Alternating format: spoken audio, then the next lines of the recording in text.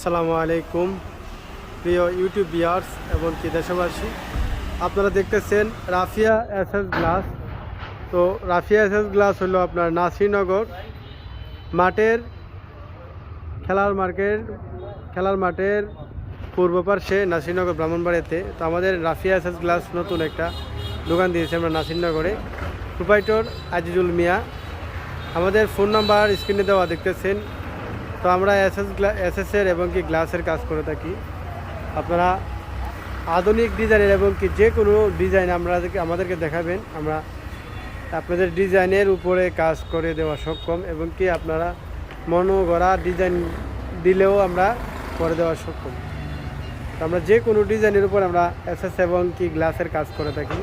দেখতেছেন অসাধারণ একটি গেটের উপরে আমরা গেটের নিয়ে আজকে ভিডিও করেছি।